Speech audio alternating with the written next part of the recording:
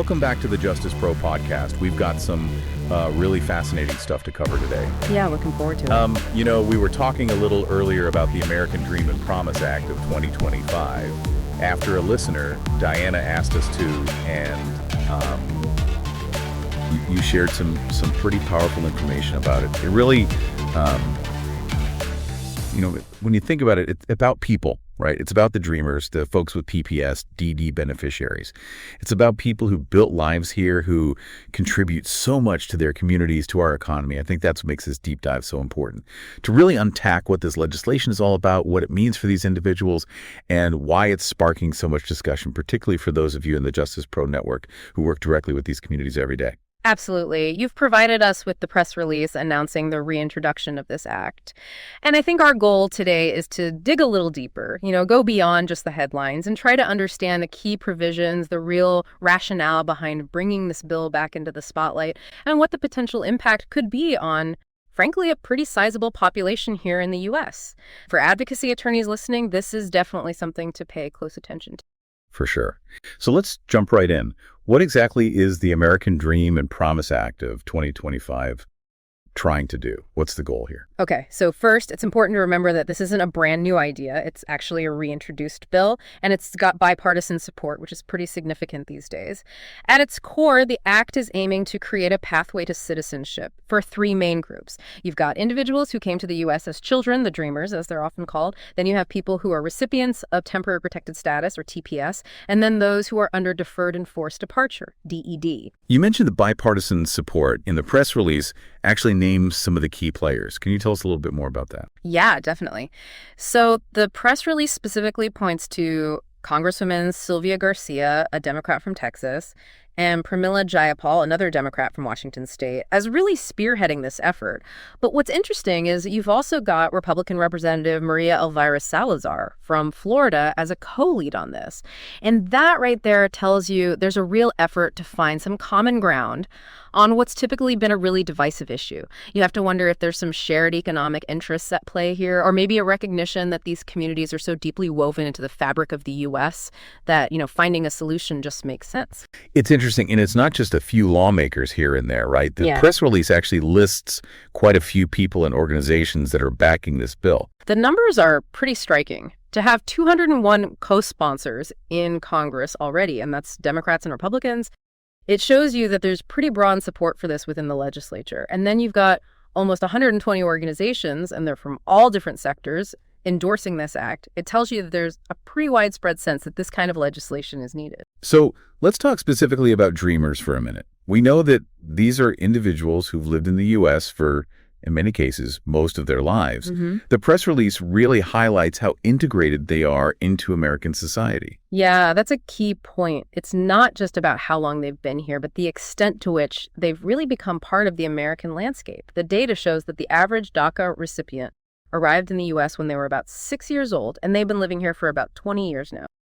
Think about that. That's basically their entire childhood, their young adulthood spent in this country. And it's not just about time, right?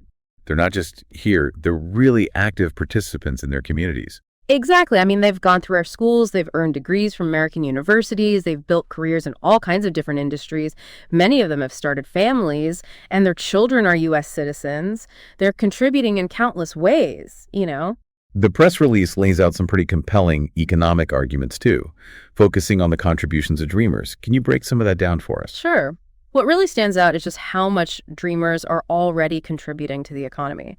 We're talking about an estimated $6.2 billion in federal taxes annually and another $3.3 billion to state and local taxes. Those aren't small numbers. And it sounds like the potential for economic growth, if we provide a pathway to citizenship, is even more significant, based on what we're seeing here. Oh, absolutely. Yeah. The Center for American Progress has projected that if dreamers were granted a path to citizenship, we could potentially see an increase in GDP by almost $800 billion over the next 10 years. Now, that's huge.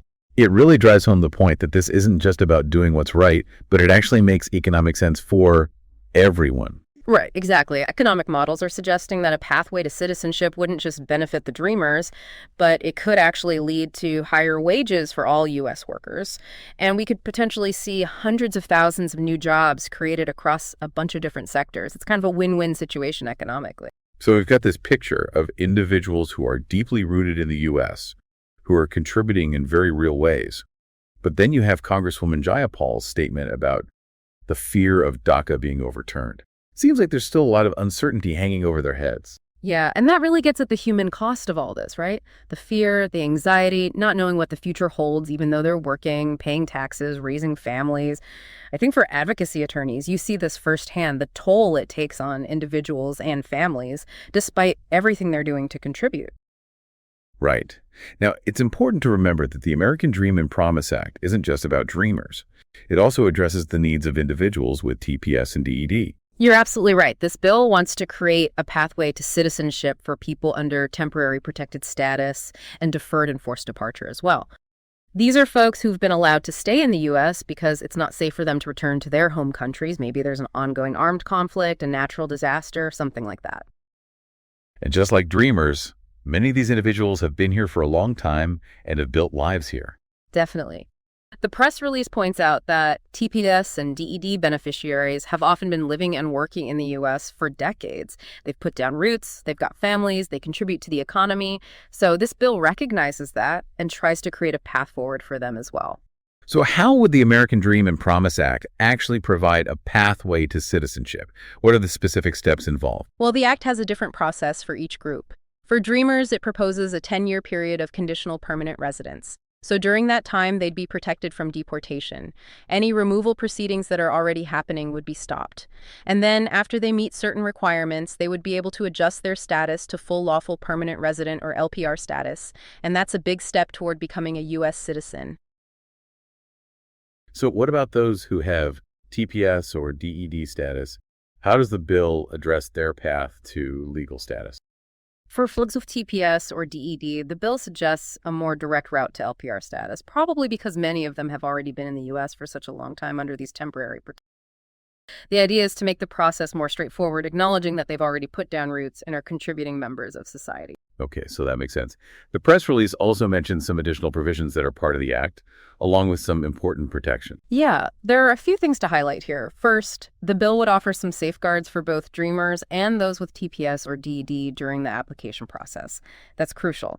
It means they're not going to be put at greater risk while they're trying to get legal status. There's also a provision that would give eligible dreamers access to federal financial aid for college. That could be huge. It could open up so many doors for them in terms of education and career opportunities, which ultimately benefits the whole country.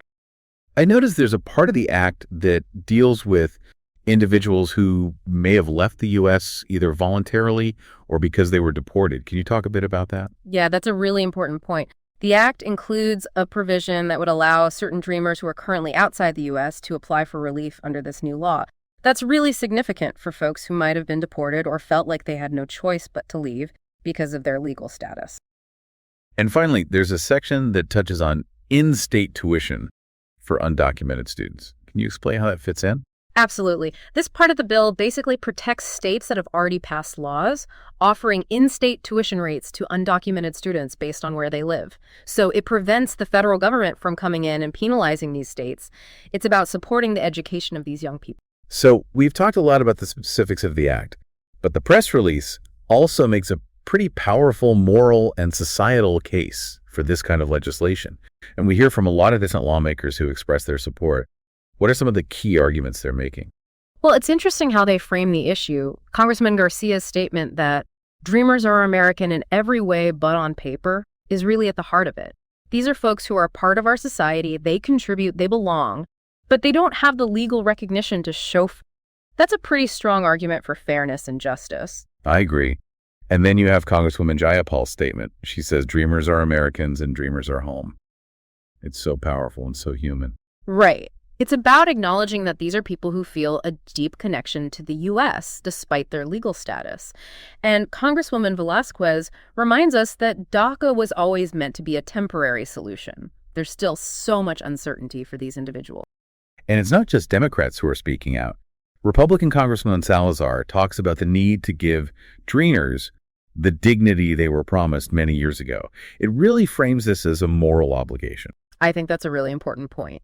And then you have Congressman Correa, who calls dreamers our nurses, police officers, and soldiers, the people we rely on every day. They are deeply embedded in the fabric of our communities. I mean, it really paints a picture of just how integrated they are. So there's definitely a moral argument here, but the press release also emphasizes the bipartisan support for this act and makes a direct call to action. Can you elaborate on that a bit? Yeah, the fact that there's support from both sides of the aisle is huge. It shows that there's a genuine interest in finding a solution that works for everyone, and then calling on President Trump to back the bill. That's a pretty bold move. But, he's spoken out in the past about wanting to protect dreamers, and the public has consistently shown they support this kind of legislation. It seems like there's a real opportunity to make some progress here. Right. So if you're an advocacy attorney listening to this, what are the key takeaways from our deep dive into the American Dream and Promise Act? The main takeaway is that this is a serious bipartisan effort to create a pathway to citizenship for folks who have been living and working in the U.S. for a long time. That includes the dreamers, people with TPS and DED beneficiaries. We've seen that they contribute significantly to the economy, they're deeply rooted in their communities, and there's a strong moral and economic argument for giving them a chance to become citizens. Absolutely. As advocacy attorneys, your work is so vital. You're on the front lines fighting for justice, for the rights of these communities. Understanding the details of legislation like the American Dream and Promise Act and the very real impact it could have on people's lives is essential to what you do. Definitely. You're providing legal guidance, raising awareness, advocating for policy changes that are fair and just. Staying informed about what's happening with legislation like this is key to helping your clients and pushing for real systemic change. So our message to all of you out there is this. Keep fighting the good fight. Stay informed, stay engaged in the discussions that are happening around this legislation, and be a voice for the individuals and families who are counting on you. As this bill moves forward, think about what it means for the future, not just for those directly impacted, but for our society as a whole. What kind of country do we want to be? How do we uphold the principles of justice that we believe in? These are the questions we all need to be asking. Couldn't agree more. That's all the time we have for today. Thanks for joining us on the Justice Pro podcast, and we'll see you next time.